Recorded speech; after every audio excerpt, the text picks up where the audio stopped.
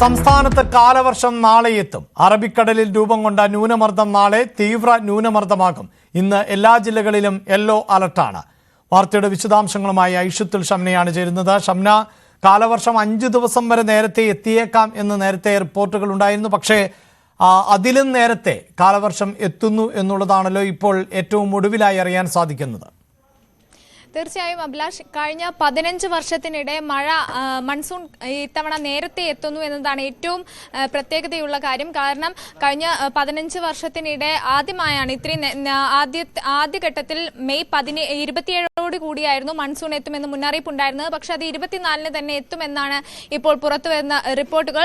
അങ്ങനെ മഴ നേരത്തെ എത്തുന്നു, വ്യാപകമായ മഴയാകുന്നു. അതിന് മുന്നോടിയായി തന്നെ വേനൽ മഴ കനക്കുന്ന ഒരു സാഹചര്യം കൂടിയാണ് ഇപ്പോൾ ഉള്ളത്.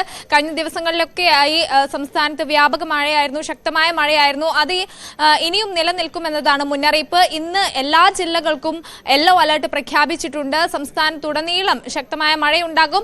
ഒപ്പം നാളെ വടക്കൻ കേരളത്തിൽ ഉൾപ്പെടെ അതിശക്തമായ മഴയായിരിക്കും എന്നാണ് മുന്നറിയിപ്പുള്ളത്. ഓറഞ്ച് അലർട്ടുകൾ പ്രഖ്യാപിച്ചിട്ടുണ്ട്.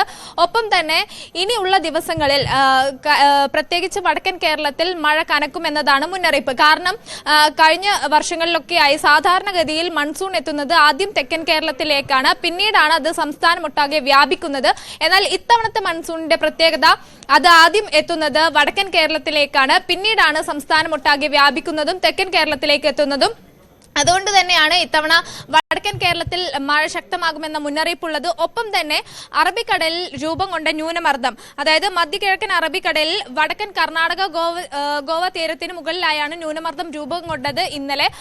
അത് അതിതീവ്ര ന്യൂനമർദ്ദമായി മാറുകയാണ്. അടുത്ത 12 മണിക്കൂറിൽ തന്നെ അത് അതിതീവ്ര ന്യൂനമർദ്ദമായി മാറും.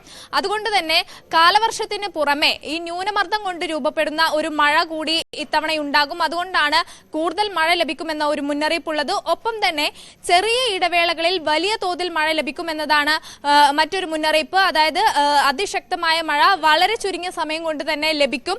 ഒപ്പം മണ്ണിടിച്ചിൽ പ്രതിഭാസത്തിന് സാധ്യതയുണ്ട്, മിന്നൽ പ്രളയത്തിന് സാധ്യതയുണ്ട്, കള്ളക്കടൽ പ്രതിഭാസത്തിന് സാധ്യതയുണ്ട്. മലയോര പ്രദേശങ്ങളിൽ കൂടുതൽ മഴ ലഭിക്കും, മണ്ണിടിച്ചിൽ പ്രതിഭാസമുണ്ടാകും.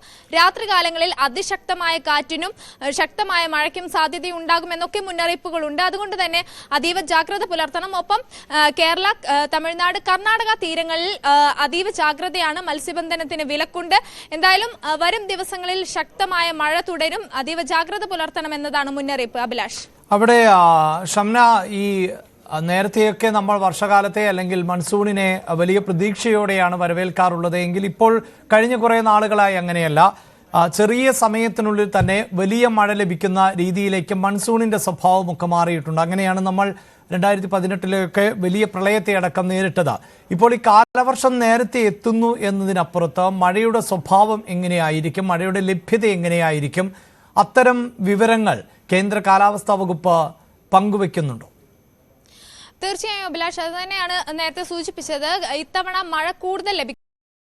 ത്തിന് പുറമെ ന്യൂനമർദ്ദം കൊണ്ട് രൂപപ്പെട്ട മഴ കൂടി ഉണ്ടാകും. അതുകൊണ്ടാണ് മഴ കൂടുതൽ ലഭിക്കുന്നത്. ഒപ്പം ലഭിക്കുന്ന മഴ വളരെ ചുരുങ്ങിയ സമയത്തിനുള്ളിൽ അതിശക്തമായ മഴയാണ് പ്രവചിക്കപ്പെടുന്നത്. അതുകൊണ്ട് തന്നെ കൂടുതൽ മഴ, സാധാരണഗതിയിലേക്കാൾ കൂടുതൽ മഴയുണ്ടാകും. മിന്നൽ പ്രളയത്തിന് സാധ്യതയുണ്ടാകുമെന്നാണ് മുന്നറിയിപ്പ്. പക്ഷേ കേരളത്തിലെ നിലവിലെ ഒരു സാഹചര്യം എടുക്കുകയാണെങ്കിൽ അത്തരം ആശങ്കയ്ക്ക് വകയില്ല, ആശങ്കപ്പെടേണ്ട ഒരു സാഹചര്യം ഉണ്ടായിട്ടില്ല. പക്ഷേ അതേസമയം ബംഗളൂരുവിലും ഡൽഹിയിലും അടക്കം വിവിധ പ്രദേശങ്ങൾ വലിയ നാശനഷ്ടം ഉണ്ടാകുന്ന ഒരു സ്ഥിതി ഉണ്ടായി. മഴക്കെടുതിയിൽ വൻ നാശനഷ്ടമുണ്ടായി. മരങ്ങൾ കടപുഴകി വീണ് വൈദ്യുതി ലൈനുകൾ പൊട്ടി, അതുമൂലം മരണം സംഭവിച്ചു. അങ്ങനെ ഡൽഹിയിൽ 5 പേരും ഡൽഹിയിൽ 4 പേരും ബംഗളൂരുവിൽ 5 പേരുമാണ് കഴിഞ്ഞ ദിവസങ്ങളിലായി മരിച്ചത്, ഈ മഴക്കെടുതിയിൽ മരിച്ചത്. ഒപ്പം തന്നെ വീടുകൾക്കും കാറുകൾക്കും ഒക്കെ നാശനഷ്ടം സംഭവിക്കുന്ന ഒരു സ്ഥിതി ഉണ്ടായി. കേരളത്തിൽ ഇതുവരെ അങ്ങനെ വലിയ നാശനഷ്ടങ്ങളൊന്നും റിപ്പോർട്ട് ചെയ്തിട്ടില്ല. പക്ഷെ അതേസമയം ആശങ്കയ്ക്ക് വകയുണ്ട്. വരും ദിവസങ്ങളിൽ ഈ മഴ ആശങ്കപ്പെടുത്തുന്ന ഒരു സാഹചര്യത്തിലേക്ക് കടക്കാൻ സാധ്യതയുണ്ട്. അതായത് വരും ദിവസങ്ങളിൽ പ്രത്യേകിച്ച് വടക്കൻ കേരളത്തിൽ അതാണ് എടുത്തു പറയുന്നത്. കാരണം വടക്കൻ കേരളത്തിൽ മഴ എത്തിയതിനു ശേഷം, മൺസൂൺ എത്തിയതിനു ശേഷമാണ് സംസ്ഥാനമൊട്ടാകെ അത് വ്യാപിക്കുന്നത്. അതുകൊണ്ട് തന്നെ വടക്കൻ കേരളത്തിൽ അതിശക്തമായ മഴയുണ്ടാകും. മണ്ണിടിച്ചിൽ പ്രതിഭാസം, രാത്രികാലങ്ങളിൽ അതിശക്തമായ കാറ്റ് തുടങ്ങിയ കാര്യങ്ങൾക്കൊക്കെ മുന്നറിയിപ്പുണ്ട്.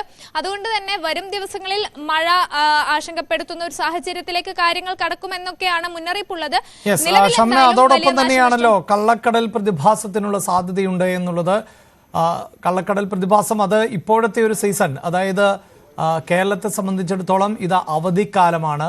സ്കൂൾ കുട്ടികൾ ഉൾപ്പെടെ ഉള്ളവർ കൂടുതലായി വിനോദസഞ്ചാര കേന്ദ്രങ്ങളിലേക്ക് പോകുന്ന സമയമാണ്. തീരപ്രദേശങ്ങളിൽ പ്രത്യേകിച്ച് ബീച്ചുകളിൽ ഒക്കെ പോകുന്നൊരു സമയം കൂടിയാണ്. പ്രത്യേകിച്ച് ഈ അവധിക്കാലം അവസാനിക്കുമ്പോഴാണ്, ആ ഒരു സമയത്താണ് കൂടുതലായി സഞ്ചാരികൾ ബീച്ചിലേക്കുമൊക്കെ എത്തുന്നത്, സ്കൂൾ തുറക്കുന്നതിന് മുമ്പൊക്കെ. അപ്പോൾ ഇനിയുള്ള ദിവസങ്ങൾ ഈ അറിയിപ്പ് അതീവ ജാഗ്രതയോടുകൂടി തന്നെ ജനങ്ങൾ കാണേണ്ട ഒരു സമയമല്ലേ? പ്രത്യേകിച്ച് കള്ളക്കടൽ പ്രതിഭാസം ഉണ്ടാകുമ്പോൾ സ്വാഭാവികമായും അപ്രതീക്ഷിതമായി തിരകൾ ഉണ്ടാകാം, വലിയ തോതിൽ കടലെടുത്തു പോകുന്ന സാഹചര്യം ഉണ്ടാകാം. അങ്ങനെ ജാഗ്രത പുലർത്തേണ്ട സമയം എന്ന് തന്നെയല്ലേ ഈ അറിയിപ്പിലൂടെ മനസ്സിലാക്കേണ്ടത്? തീർച്ചയായും അഭിലാഷ്, അതായത് കള്ളക്കടൽ പ്രതിഭാസത്തിന് സാധ്യതയുണ്ട്, ഉയർന്ന തിരമാലകൾക്ക് സാധ്യതയുണ്ട് എന്നൊക്കെ മുന്നറിയിപ്പുണ്ട്. അതുകൊണ്ട് തന്നെ മത്സ്യബന്ധനത്തിനടക്കം വിലക്കുണ്ട്. ഒപ്പം തന്നെ ഈ തീരപ്രദേശങ്ങളിൽ ഇറങ്ങിയുള്ള വിനോദസഞ്ചാരങ്ങൾക്കുൾപ്പെടെ ഒരു നിയന്ത്രണം ഏർപ്പെടുത്തിയിട്ടുണ്ട്. എന്തായാലും വരും ദിവസങ്ങളിൽ അത് ശക്തമായി തന്നെ തുടരുമെന്നതാണ് മുന്നറിയിപ്പുള്ളത്. അതായത് നേരത്തെയൊക്കെ കള്ളക്കടൽ പ്രതിഭാസം ചുരുങ്ങിയ ദിവസങ്ങളിലോ അല്ലെങ്കിൽ മണിക്കൂറുകളിലോ ഒക്കെ നിലനിൽക്കുന്നത് അങ്ങനെയല്ല. വരും ദിവസങ്ങളിൽ, വരും മണിക്കൂറുകളിലൊക്കെ അത്തരം മുന്നറിയിപ്പുകളുണ്ട്. കള്ളക്കടൽ പ്രതിഭാസത്തിന് സാധ്യതയുണ്ട് എന്നൊക്കെയാണ് മുന്നറിയിപ്പുള്ളത്. അതുകൊണ്ട് തന്നെ ജാഗ്രത പാലിക്കണം വിനോദസഞ്ചാരികൾ. ഒപ്പം ഈ മത്സ്യബന്ധനത്തിന് വിലക്കുണ്ട്. അതൊക്കെയാണ് പ്രധാനമായുള്ള ജാഗ്രതാ നിർദ്ദേശങ്ങൾ. ഒപ്പം തന്നെ ഈ രാത്രികാല യാത്രകൾ ഉൾപ്പെടെയുള്ള കാര്യങ്ങൾക്കും നിയന്ത്രണമുണ്ട്. അതൊക്കെ കഴിയുന്നതും ഒഴിവാക്കണം എന്ന തരത്തിലാണ് മുന്നറിയിപ്പുള്ളത്. എന്തായാലും വരും ദിവസങ്ങളിൽ മഴ കനക്കുകയാണ്. അതായത് ഏറ്റവും ശ്രദ്ധിക്കേണ്ട ഒരു കാര്യം, ഇത്തവണ കാലവർഷത്തേക്കാൾ കൂടുതൽ മഴ ലഭിക്കുന്നു.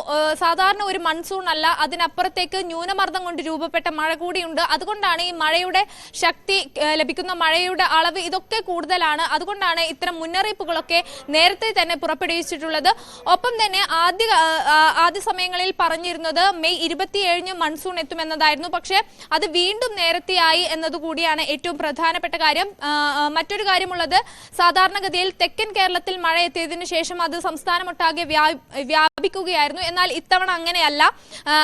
സാധാരണയേക്കാൾ വിപരീതമായി നേരെ വടക്കൻ കേരളത്തിലാണ് ആദ്യം മൺസൂൺ എത്തുന്നത്.